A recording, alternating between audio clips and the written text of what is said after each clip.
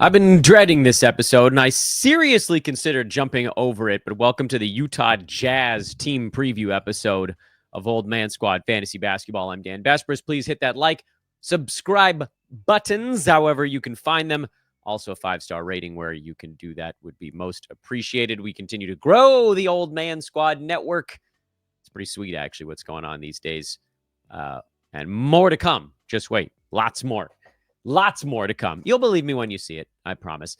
So, I probably could have just come on today and said, well, this place sucks. And that would have been the whole episode. Just like a 4-second Utah Jazz episode. But we're going to do our due diligence, and we're going to look across the roster at the team that irritated me.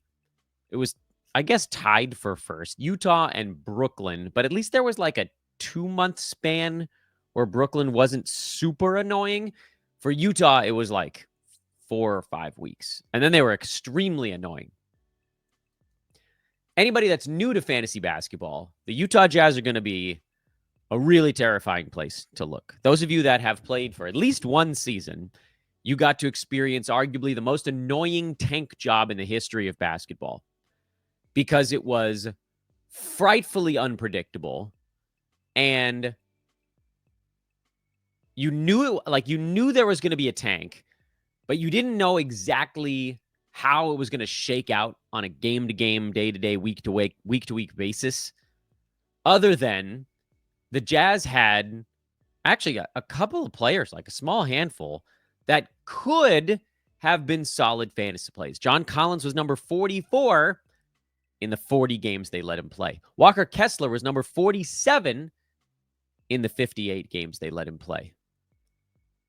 And then Lauri Markkinen was just a total shell of himself. I think once they told him that the season was going to be cooked, he just never was really there. He was hurt. He was shut down. He wasn't even good in the 47 games they let him play. Not one Utah Jazz regular that was not like a second-year guy logged more than Colin Sexton's 63 games, and he's not even there anymore. Now, let's go ahead. Let's just start. Let's start with the, I want to keep talking about last year. So what the Jazz did, and you can see it, but the problem was it wasn't like they let John Collins and Walker Kessler and Lauri Markin and Colin Sexton. They didn't just say, hey, you guys play the first 55 games this year, and then you're done in March and April. They let John Collins play like the first 20, and then they shut him down for a month and a half, and then he played a couple of games, then he was back, and he was out for 3, and then he played 1. Like, literally, he was playing 1 out of every 4 games for a while. Walker Kessler, they legitimately gave him a day off and said he needed rest. What's that dude, like 24? Get out of here. I need rest.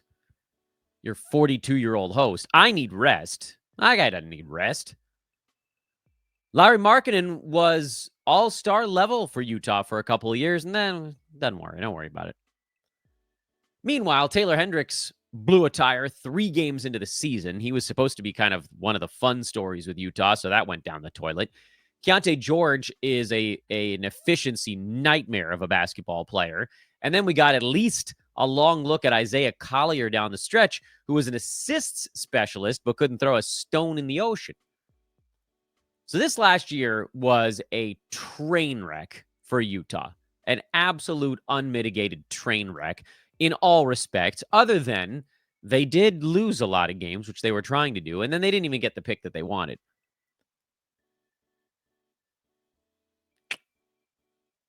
So that's the bad news from this last year.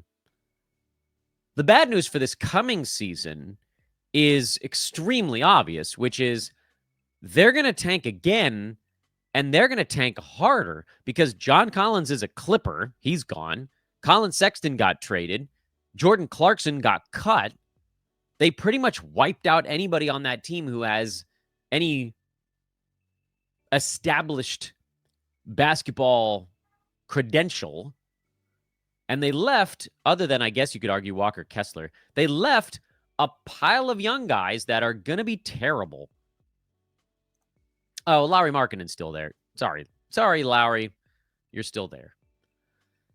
So they got Lauri Markin and they got Walker Kessler. These are guys that we know can play a little bit. And then they got a smorgasbord of youth, inexperience, bad.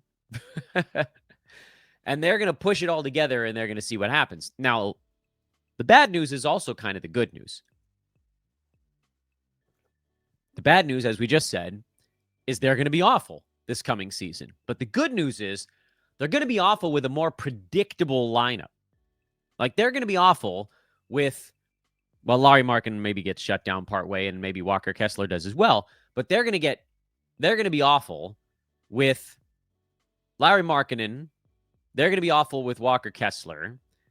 What the hell? I tried to pull up a Larry Markkinen page and it didn't work. Where's my Larry Markkinen page? Curse you, interwebs. And they're going to be terrible with... All right, so the Larry Markkinen player page is dead on Yahoo Sports. I don't know why. We'll have to go find another one mid-show here. This is what I get for not triple-checking my work. Let's get a Larry Markkinen player page. What do we want to use? We want to use NBA.com? Sure, that's fine. And they're going to be awful with those two dudes, and they're going to be awful with Keonte George, and they're going to be awful with Taylor Hendricks, and they're probably going to be awful with Kyle Filipowski, who was great during Summer League, by the way. And they're going to be awful with Isaiah Collier, and, like, you know who they're going to play, and you know they're going to stink. So, cool. Why is the bad news also the good news? I'll tell you about that after we remind you guys that BetOnline is your number one source for all sports betting action on the internet. It's also the most trusted. Haven't told you guys that in a while. Live now on BetOnline. You can bet on Orioles Guardians. That game is in the middle of the 5th inning. You got a Croatian tennis tournament going on right now. Actually, there's one in Prague as well. You got Europa League soccer. I'm just scrolling across. This is the live stuff. The FISU World University Games. That's basketball, baseball, mixed martial arts, soccer, tennis, basketball, boxing, football, you name it. BetOnline has it with the latest odds, news, scores, and as we mentioned, live in-game betting. They also have a BetOnline casino with the top Vegas-style games like poker. You can play live with other people, blackjack, all the other games you might or might not enjoy. Don't play the ones you don't enjoy. And if you sign up today, you can take advantage of BetOnline's industry-leading VIP program with level-up bonuses, weekly cash boosts as well. BetOnline, the game starts here. Why is the bad news for Utah also the good news? Well, as we just mentioned, at least you know who's going to get dumped into the mix. And all you really ask for in fantasy is some sort of predictability. The problem, of course, with even the good news is that the better of these players, like a Walker Kessler, like a Larry Markkinen, so we'll just go ahead and share the Larry Markkinen tab from NBA.com. There's Larry's face, is you might only get him through the All-Star break. And for head-to-head, that's not long enough. I would bet my right... I guess I can say it. I would bet my right nut that... that Larry Markkinen has a better fantasy season this year than last year. I don't know if he plays more games, but I would bet most of that nut that he's going to play better when he's actually on the floor. This past season, he was at 19.6 boards on 42% from the field. I mean, that was absolutely dismal. One of the things that brought him his fantasy value was being a high percentages guy who also scored, hit threes, and rebounded, and he didn't rebound or have the 2 percentages this year. So I think Markkinen's going to have a better year. I don't know where he's going to get drafted. No one's going to want anything to do with him in head-to-head leagues, and I kind of get that. But, I mean, let's see. That one's a wait and see, because I really have no idea where he's going to get picked up. Like, this is a guy that was getting drafted 2nd round in some spots this year, 3rd round. I was willing to take him in the 4th, and even that was still way too early. This year, he'll go later than that, 5th, 6th, 7th round kind of thing. I mean, if he's there in the 7th round, you almost kind of have to, even though you know you're not going to get him as many games as you'd like. But if you can get him in the 6th, 7th round, this is a guy who has 2nd round per game appeal, which makes him a much more palatable player in games cap formats. Because, like, well, what if I only get 58 games out of Markin this year? Okay, fine. I'm going to draft him at 75. and he's going to be number 22 for 58 games, I take that. Why? Because you can fill in the other ones. And like there are examples. There wasn't this past year of a player that played roughly that many games in the second round, but you can go back to the prior year and, like Scotty Barnes was number 21 2 seasons back, but he only played in 60 games. And so where did that leave him? Number 50. So you kind of like split the difference. So again, if you can get a second rounder who's only going to play 2/3 of a season, anywhere outside the top 60 is probably still okay. I guess the problem is we don't know that Lauri Markin is going to be a second rounder. I just think he's going to be a lot better than he was this season. Now, Walker Kessler is a little bit of a different story because at least when he was on the floor, he was good. His free throw shooting was awful, which we kind of knew going in, but 11 points, 12 boards, 3 defensive stats on a very strong 66% from the field. We got exactly what we wanted to out of Kessler, but only 58 ball games, and he is a threat to only play 58 ball games again because the Jazz are at full bottom out mode in their tank right now. And the question of how long the tank goes for this team is kind of dependent on whether or not they get a top 1 or 2 pick. But now it sounds like teams are not all that excited about the 2026 draft. So the one thing we know for sure is this is a guy that the Jazz would prefer to keep healthy than to play until the wheels come off. So similar to Markkanen, although, the upside not quite as high unless you're punting free throws, Walker Kessler's a guy you should expect him to play 2/3 of the season. Markkanen, if you're hoping he can get back inside the top 30, 35 or something like that, okay, you could argue to take him in the 60s. With Kessler, you got to go a little later. In head-to-head, you got to go a lot later. In Roto, you got to go a little later. I think with Kessler, you could still look at him as someone to take in the 80s. And I don't know that he would even hit the ADP by totals if he played 58 games at a top 50 clip that way.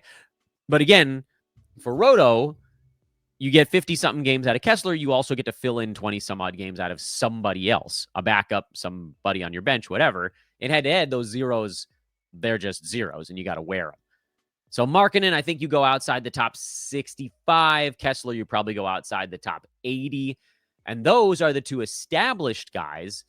And now you get into the, okay, what about everybody else? Let's start with Taylor Hendricks, who we were hoping we'd get a better look at this past season, but didn't because of injury.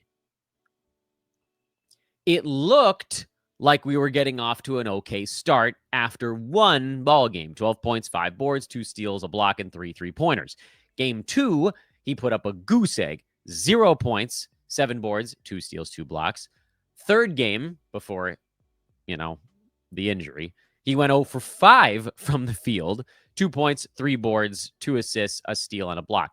The one thing that it looks like we can feel pretty comfortable with on Hendricks is that he is going to shoot 3-pointers. He is going to rebound some, but probably not a ton. And he appears to be, at least in a very limited sample size, not a terrific percentages guy, but potentially a pretty solid defensive stats guy. And again, a lot of things can change. But even in his rookie year, he was at 1.5 defensive stats in 21 minutes a game. If we assume that this is someone the Jazz want to build around and want to give 27, 28, 29 minutes a game this year, you can assume he also gets up into that 2+ defensive stats range, which is pretty damn good. Probably somewhere between 1 and 2 3-pointers. I am afraid of the field goal and free throw percent, which does make him kind of a tough play. But, what if during all the time off with injury, he improved upon, say, the free throw percent? That's something you can work on when you're rehabbing your lower body. Field goal percent, I don't know. Tough to say. I mean, coming back from injury is never easy. So I think the plan for someone like a Hendricks is to look at him as more of a flyer type and probably not the first tier of flyers because there is still so much uncertainty around him. But he also is a guy that has upside. And when you're in that range, after you get through the most obvious flyers, which looking back at this past season, guys like Cam Johnson were going in that flyer range. Dyson Daniels were going in that flyer range. Once you get through that crop of guys this year, the next group should almost definitely include Hendricks, because while the path is maybe not quite as crystal clear, with everybody getting moved out of the way, no John Collins, no Jordan Clarkson, no Colin Sexton, they've unloaded anyone that took usage last year, other than like freaking Keonte George, I guess, and then Markin, who only plays some of the time. Hendricks is going to get more.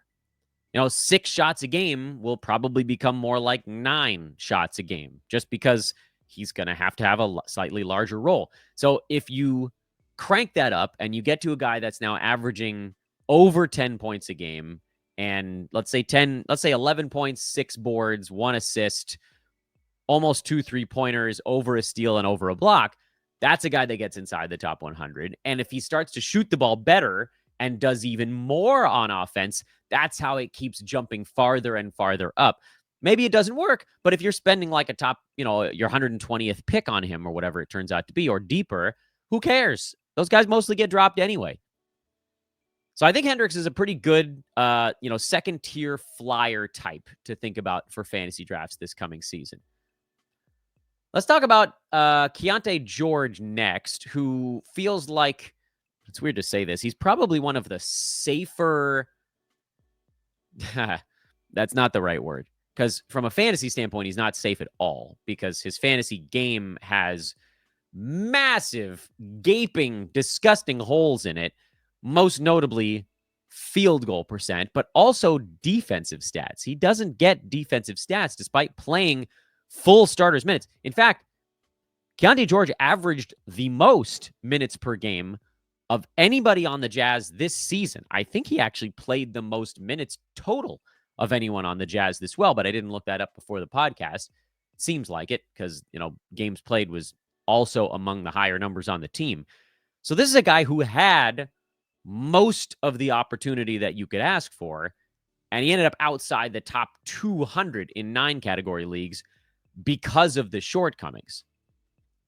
However, if you dig a little bit deeper and you start to say, okay, well, what did Keonte George do as guys started to get shut down around him? Okay, still outside the top 200, but now the usage starts to inch up a little bit here and there. Not a ton, but a little bit. It was still, a numbers being dragged down by one main category. In fact, if you were punting field goal, he jumps from 210 to 130. That's a big leap. Still not a guy that is a must-start play in 9 category leagues, but if you're punting field goal and turnover, then he's number 83, which for a lot of head-to-head players, if you're punting field goal, turnover kind of goes hand in hand. This was down the stretch mostly, by the way, we're talking right now. But, not that far if you were even looking over the entirety of the season. Keonte George will likely take more shots this year. He was, not that he deferred to other guys, but he was coming off the bench as kind of a gunner type behind Collier and Sexton and Markin when healthy, which wasn't all that often. So I'd expect Keonte George to probably get to do a little bit more. But if he's not the main point guard, if that does turn out to be Isaiah Collier, it takes away one of the sort of shooting guard pathways for him to get back into value. If you're going straight 9 cat and you're not punting anything, I don't think you need to worry about Keonte George. I just don't think the stat set lends itself to being a top 109 category player.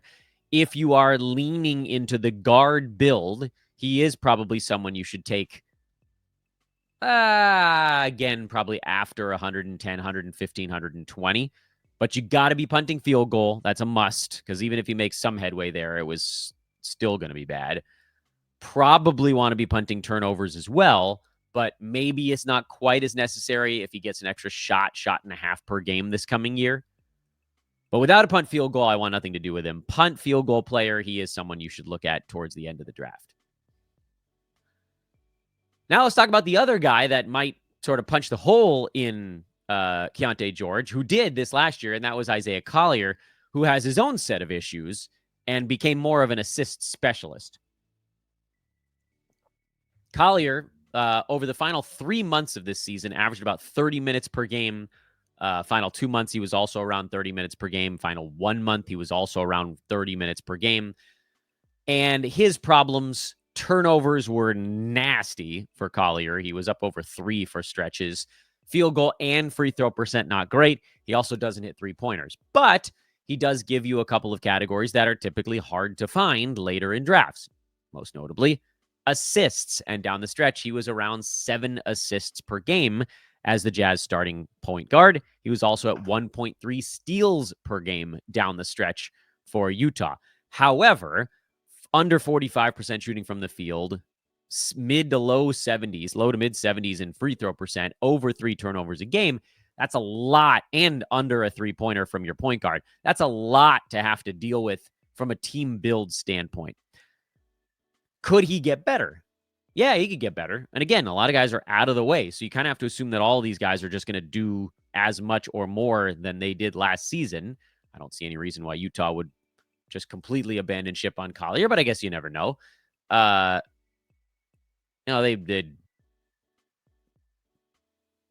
did pick up some rooks. Walter Clayton Jr., he's a point guard, right? Yeah, Ace Bailey was the main guy, and he's not. He's a bigger dude. So I'm not super worried about someone coming for the point guard job right out of the chute. Would I draft Isaiah Collier in a straight 9-cat league?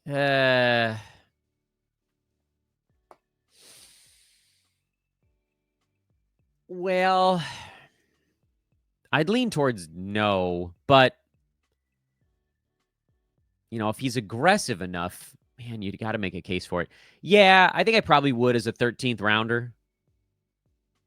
Like, I don't think he's Roto, probably not. He's a scary one in Roto. He was pretty good like the last 2 to 3 weeks of the year.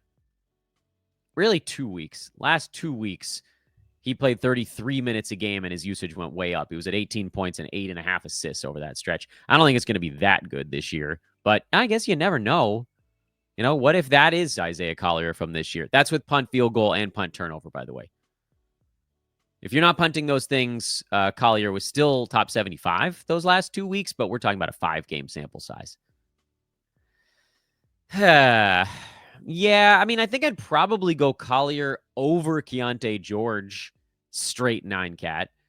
Punt, field goal, you probably lean Keonte George because you get more of the scoring stuff. But again, without the punts, Collier is the more interesting of those potential late grabs. We'll get more info on Collier when we see if he's still the starting point guard come preseason for Utah. Right now, I think he probably is. And so with that in mind, I think he's somebody you probably look at as your 12th, 13th round pick over Keonte George in a non-punt build. How many players are left to talk about? I'm not even going to talk about Ace Bailey, who I know you guys are going to kill me for this, but you guys know me. I'm not drafting rookies, even though by all accounts, the Jazz are so deep in the tank that like Bailey should get an opportunity to play.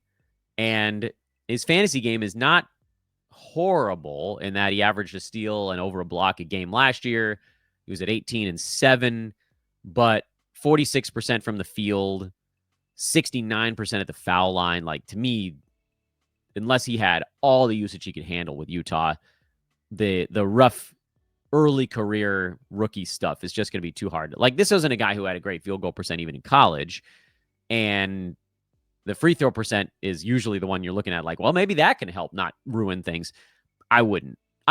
That's my quick Ace Bailey. My last player actually that has played for Utah is one of the summer league standouts, and that's Kyle Filipowski. And what I'm not sure of here is Kyle going to get enough playing time when Walker Kessler's healthy? And Ace Bailey. Will they play those guys side, all three of those guys, enough for them to put up numbers? They tried. There were stretches where Filipowski and Kessler played together, but, they're just like, that's too much girth basically on the floor. They're both really centers. So am I drafting Filipowski? Right this moment, I'm not. but preseason could change my opinion on that. So this is one where, and this is the issue with Utah, because you're hoping, you don't know who's going to play down the stretch. At least with Kessler and Markin, and you can kind of assume they're not, but like, there's no telling whether Keonte George is going to play down the stretch. He didn't this last year. I don't know why. Like, they're going to lose the games whether or not he played, but he didn't play down the stretch all the games this past season either.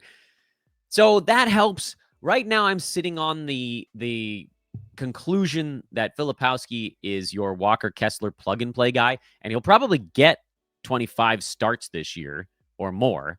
And he has a good fantasy game. Filipowski shot 50% from the field last year, only 65 at the foul line.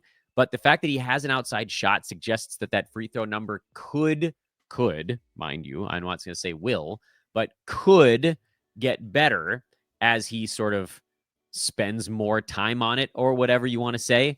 Because he shot 77% at the free throw line his freshman year. It dropped to 67 his sophomore year, and then it was, down in that range here as a pro. But this is a guy who scores, rebounds, and hits threes at a pretty solid clip. The steals are okay. He doesn't block that many shots, although he got a bunch down the stretch when they're playing a lot of teams where nobody cares. But the steals are okay. So, like, if this guy starts, Filipowski could be scoring the teens, 8 to 10 rebounds, potentially a steal, over a three-pointer. It's not unicorn style because he's not a good shot blocker, and he's also not a great foul shooter, at least not yet. But the outline is there. So right now, to me, he's a high-level burger board guy for Walker Kessler.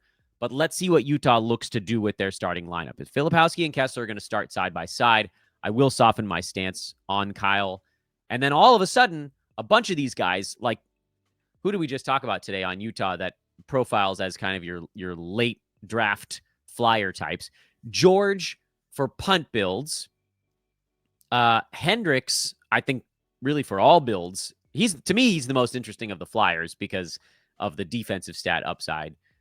Isaiah Collier, yes, as a late grab for assists, very late. And then Filipowski, potentially, although right now, again, I lean towards no. So that's the quick synopsis on where we stand with Utah. It's going to be a mess this year regardless. All of these guys, young and old, are going to get random days off. Your life might be simpler to just dodge every damn one of them in head-to-head, especially if we find out that, like, they're going to bring Hendricks along slowly coming back from injury. He might get back-to-backs off at the beginning of the year. Like, there's no telling that any one of these guys is going to be a safe play. And the weird thing about it is your safest play, if we find out he's definitely starting, is probably Isaiah Collier. Because, like, at least if he starts, he's going to get you 7 assists and 1.2 steals.